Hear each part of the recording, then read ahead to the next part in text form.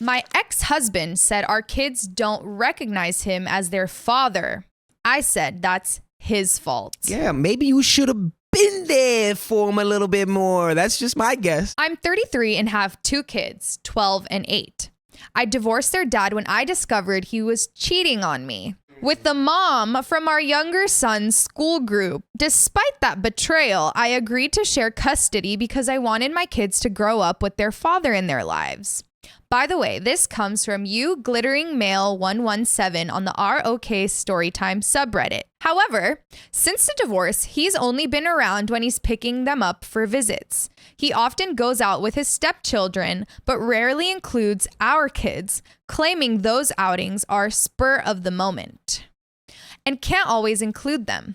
Eventually, I stopped pushing it, but I've always thought it was unfair that he keeps his distance from our children's lives. Recently, I decided to upgrade my older son's computer, and he asked if we could give his old one to his cousin, my brother's son. My brother has been a huge support for my kids. He's always available to take them to their school events when I can't, and often takes them out to the park or for trips when I'm busy. My ex, on the other hand, is rarely available for them. Anytime I ask him for help with an activity, he has an excuse. He's out of town or swamped with work.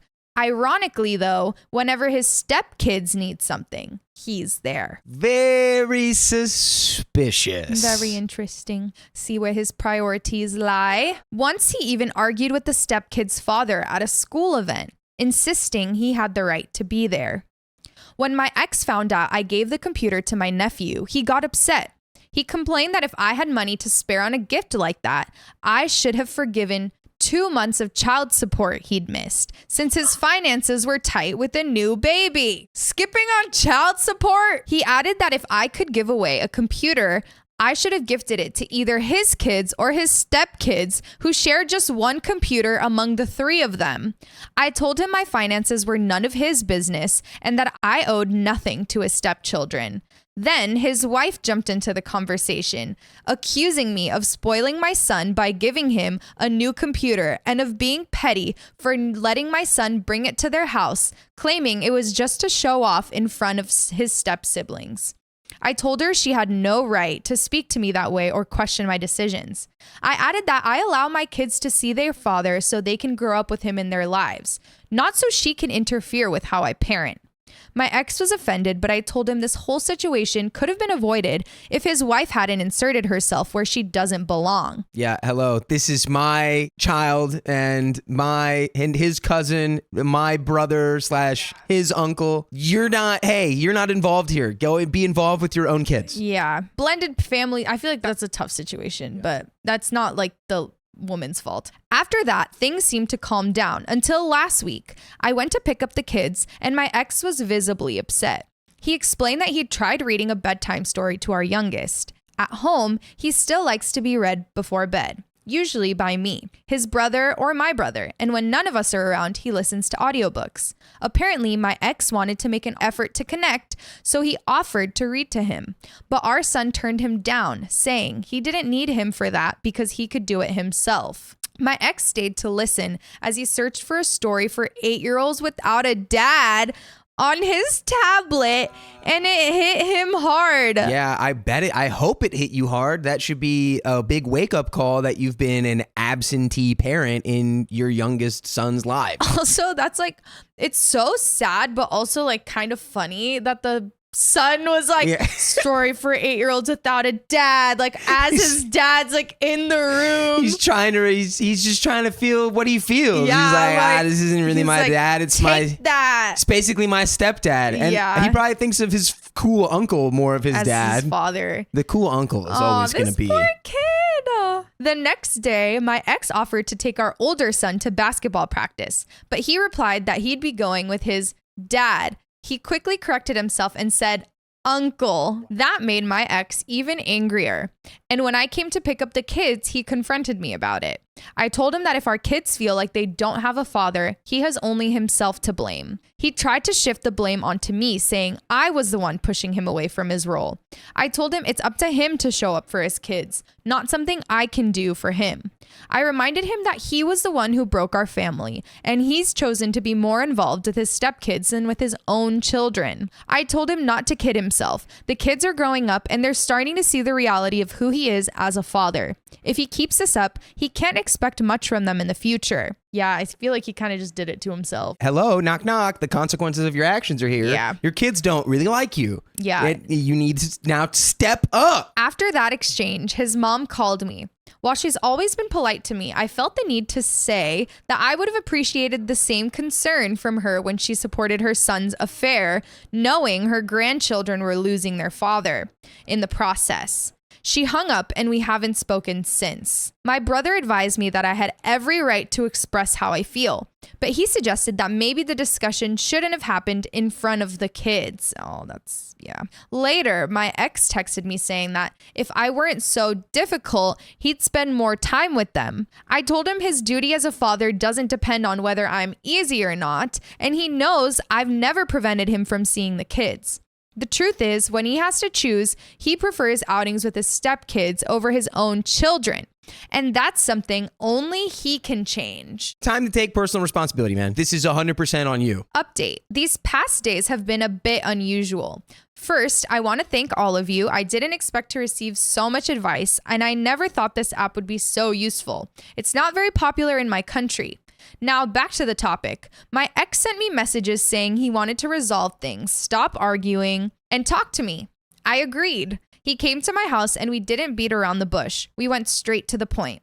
He asked me if I really thought he was a bad father. I replied that looking back now, I never would have chosen him to be the father of my children. He said it wasn't easy for him, and I answered that it wasn't easy for me either because I take on both his role and mine.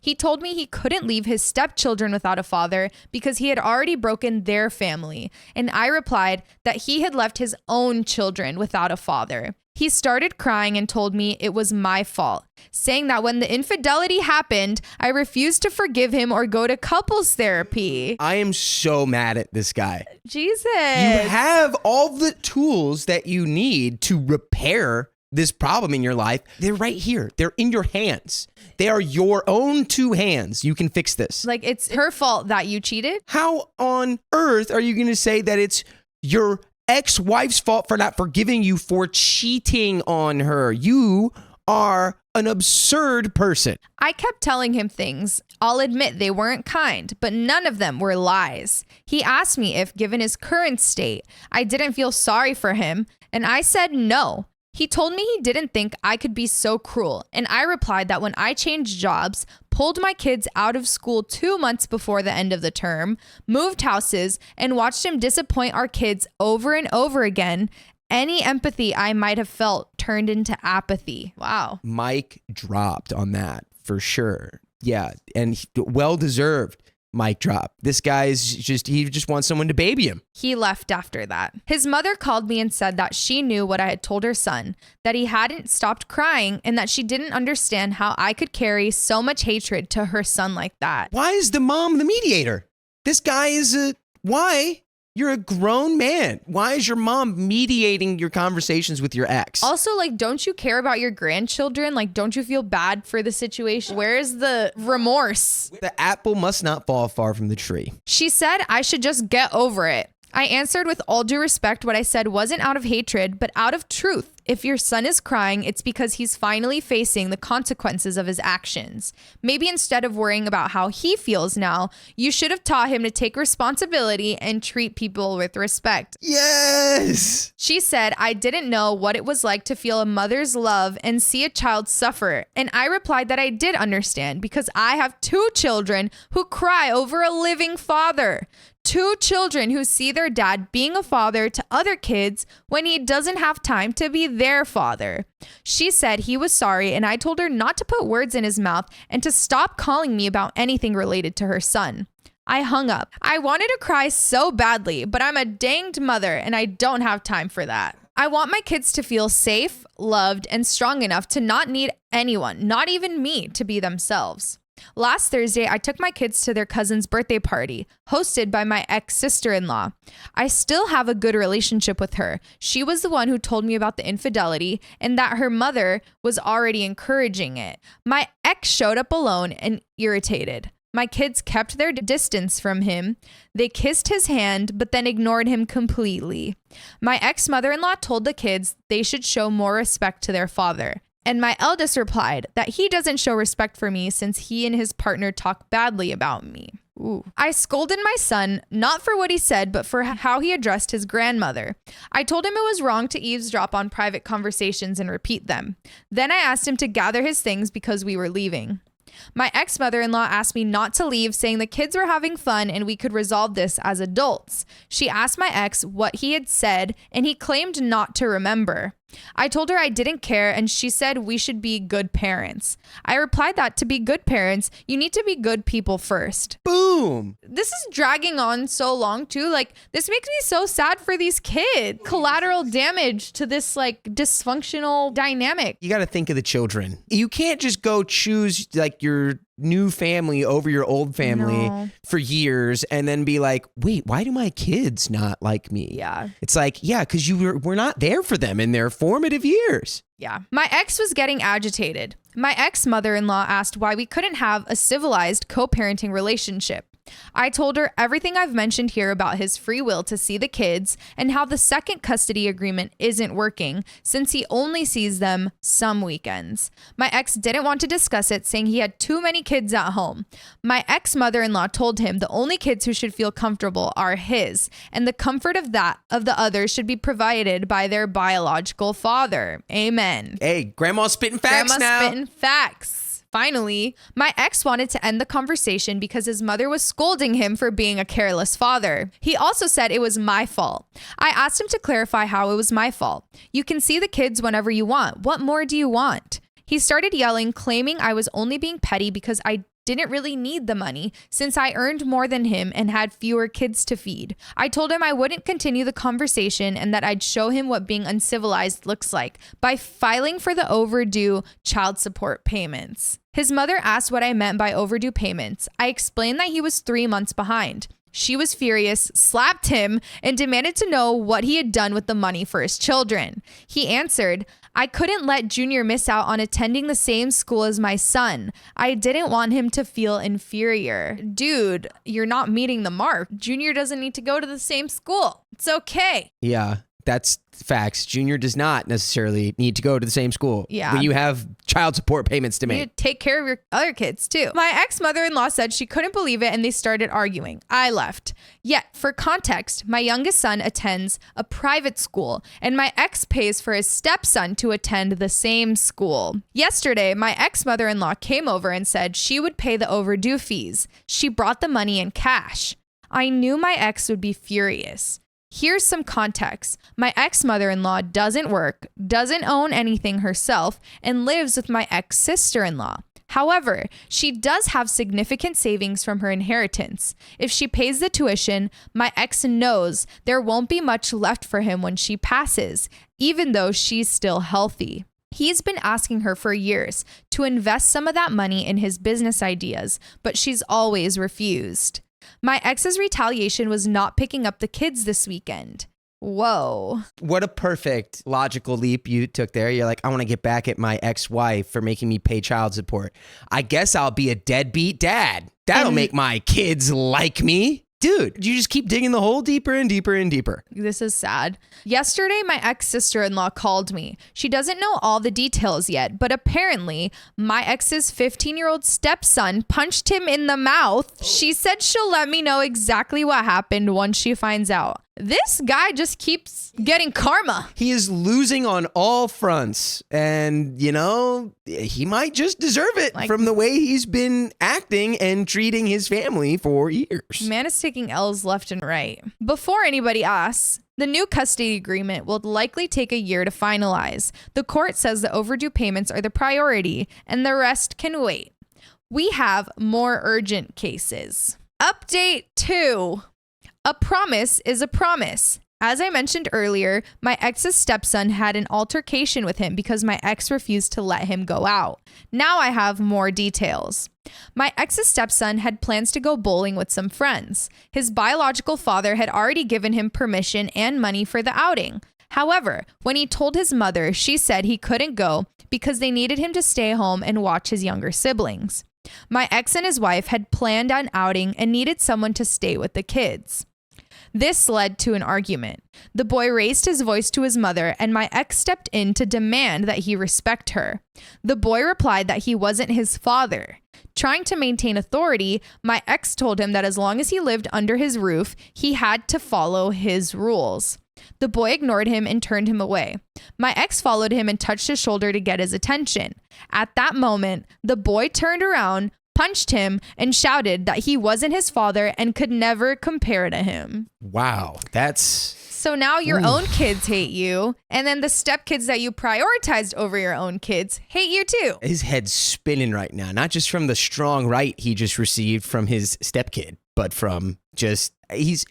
every possible decision... Every decision he could have made in the last handful of years, it's like he's made the wrong one every time. Yeah. Crazy. I will say to all the children of divorced parents, my heart is with you because that is so hard. Yeah, that's what... Think of the children. Think of the children. We have to think of the children. This poor kid, right? He got permission from one parent and then the other parents who obviously are not communicating with the dad, that's... A kid should not have to deal with that. Well, what would you do in that situation if it's your hypothetical child is I want to go bowling, but you had a date night? Well, that's the thing. I feel like if you're co-parenting, you have to communicate with both parents. Even if you're separated, I feel like parents need to be on the same page. If you don't want to introduce chaos and unnecessary emotional strife, the stepdad could have checked in with the mom, hey, or vice versa. The bio dad could have been hey, Billy just asked me if he could go to the bowling alley. I'm down. I can give him money. And then mom's got to be hey, actually, we have this plan, so he can't go. And then boom, they're both on the same page. Right. Yeah. So it's better, clear communication. Communication is key. Okay. And again, this is my mental health background. I'm don't traumatize the kids. The mother scolded him for his behavior. But the boy, still angry, shouted back that he hated her. This version was shared by my ex and his wife to my ex-mother-in-law. My sister-in-law later relayed it to me. They went to see my ex-mother-in-law to try to gain her sympathy and convince her to take care of the kids, the two stepchildren, and the baby so they could go out. However, my ex-mother-in-law told them she would not take care of the children. Even the grandma's turning against them. Literally zero people on your side. Yeah. When I spoke to my ex, he mentioned he was dealing with family issues and claimed that the boy's biological father was turning him against him. He didn't give me many details and omitted most of what my sister-in-law had shared. He simply informed me that due to the situation, he wouldn't be able to pick up our children this weekend. The 15-year-old boy is now staying with his biological father. As for what I mentioned earlier, my ex was 2 months behind on child support, and that same week he was supposed to make another payment. He didn't, leaving him 3 months behind.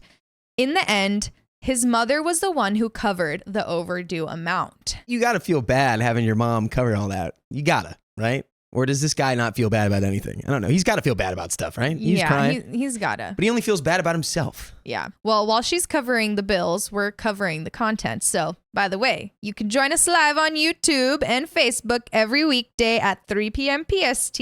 And we're probably live right now. So, tap our profile. There's another relevant update, but let's discuss. This guy is a nightmare and his family is falling apart. I mean, he's already in the doghouse with his own kids. Now he's in the doghouse with the older stepchild who, clearly this guy just does not have any self-awareness because I can almost see in my head, he, instead of, clearly the kid, he's 15 years old. You thought you're going bowling with your friends. Now you're told that you're babysitting. No, yeah. You are upset. Yeah. I can put myself in that person's shoes. I'm mad. Yeah. And it's dad already said I can go. Yeah. And mom's no. And then you get kind of snippy. And then this you're random not even my dude, father. The random dude you have no respect for, Yeah. probably because you've seen the way that he treats his own kids, Yeah. is like, you can't say that. And you're just gonna be like, shut up, Dave. Yeah. Who do you think you are, Dave? You're not my dad. Get out of here. Yeah. And then he's going to say, you can't walk away from me. I mean, maybe don't clock him with the strong right, but on a real level, yeah, that's the solid advice is like, y'all need some counseling. Yeah, go get some healing. Regarding the child who attends the same school as my son, it's not the 15-year-old involved in the altercation. It's his younger stepbrother who is 8 years old, the same age as my son. I decided to enroll my son in that school when the affair became public. At the time, I was working as a kindergarten teacher at the same school, and the boy had been one of my students. We all knew each other, and to protect my children from rumors, I transferred them to a private school. This happened 2 months before the school year ended. Thanks to the circumstances and the support of some kind people, we managed to get them admitted. That's the end.